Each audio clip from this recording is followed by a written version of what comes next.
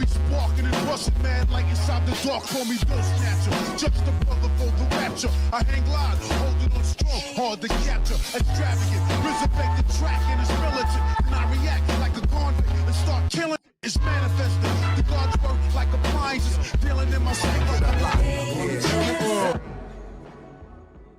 Yo, what's going on, everybody? So today I want to have a non-spoiler conversation with the anime only fans as well as the manga readers. And so because this is the time of the month where I talk about a lot of spoilers, I did say that I'm gonna make an honest effort to try and put up more spoiler-free content during this time of the month. That way the anime only fans aren't alienated. So I want to talk to you guys about the current arc in Boruto and Naruto Next Generations, the anime. So the time travel arc where you have Urashiki going back in time and he's trying to collect the QB chakra out of Kid Naruto, and you have everything that's going on. So I've had a lot of people message me and ask different questions asking, hey, what's going on with Kakashi during this arc? Why did they make it a point to essentially have Kakashi's name basically whited out of that note that Sakura found Asarda because of all that water that got on it? So the ink that had Kakashi's name on it was no longer visible. Why would they do something like that? Where's Kakashi? And that's a question I get a lot. So I want to go ahead and address that because I thought that I made that pretty clear when I first started reviewing the arc, but I'm guessing a few of you guys might have missed that part. So in regards to where Kakashi is, this isn't one of those things where the writers of the anime are saying, oh, we need to keep Kakashi as far away from the situation because if he gets around Sasuke, he's gonna know right away that, oh, that's Sasuke Uchiha from the future. Oh, he's gonna know right away that Boruto's the son of Naruto. Those are valid points. Don't get me wrong, those are valid points, but that's not why Kakashi's not in the Hidden Leaf Village during this time. So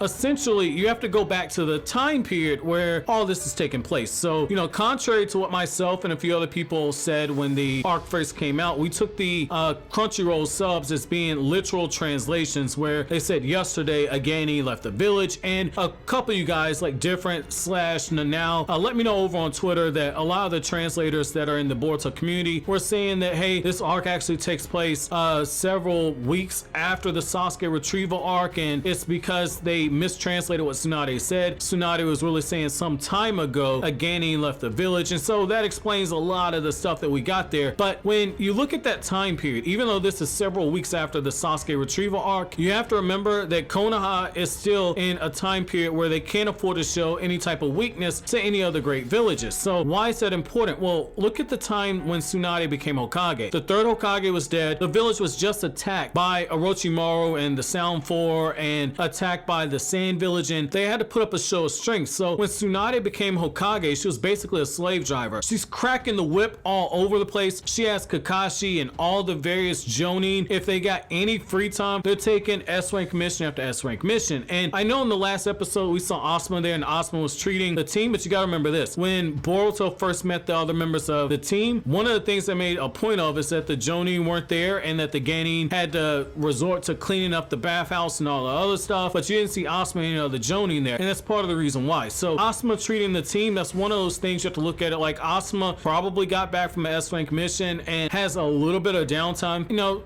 met with his team, fed him, caught up with them a little bit, and more than likely he's gonna be right back on another S-rank mission. Now, when you go back to like volume 27, volume 28, where you have the Naruto and Sasuke fight in the original Naruto series, when you go back to that part of the manga, you know, when Kakashi shows up, Tsunade is like, oh, that's cool, you completed an S-rank mission, here's another one. Like literally Kakashi was being sent right back out the door and was going straight back out on another S-rank mission, and that's the culture and the climate that the Hidden Leaf Village is in until after everything stabilizes when Naruto goes to go train with Jiraiya. In fact, that would explain why Konoha basically wasn't allowing Naruto to train with Jiraiya until after. I know the anime allowed for a lot of filler explaining that Jiraiya was doing all these different things and that Sakura and Naruto went on this trip into the hidden sound village. Like I know the anime added a bunch of filler, but when you look at the manga and the climate, that's really what they were doing. They were stabilizing the area before Naruto actually went out, and they also had to show that sign of strength to other villages that like, hey, you know, even with reduced forces, we're still competing with you guys. We're still a force to be reckoned with. So I just want to kind of throw that out because a lot of you guys have been asking me what's going on with Kakashi, why isn't he there? Is Kakashi going to help fight against Urashiki? I don't think any of that's going to happen. I really don't. I think that it's just because of the time period that they went back to in the past, that's why you don't see Kakashi. But let me know what you guys think down in the comment section below. But as always, guys, if you like anything I had to say, don't forget to comment, rate, subscribe, and share. share. Thank you so much for watching all the way to the end. Have an awesome day.